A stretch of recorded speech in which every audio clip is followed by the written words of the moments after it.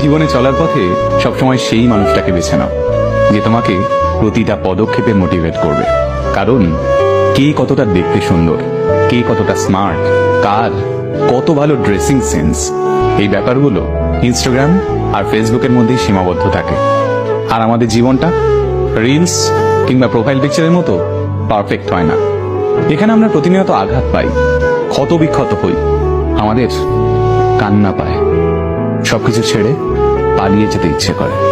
এই যন্ত্রণার মুহূর্তগুলোই আমাদের এমন একটা মানুষের দরকার পড়ে যে আমাদের পাশে বসে আমাদের মাথায় হাত রেখে বলবে, কিচ্ছু হবে না, তুমি পারবে, আমার তোমার উপর বিশ্বাস আছে, তুমি ঠিক ঘুরে দাঁড়াবে।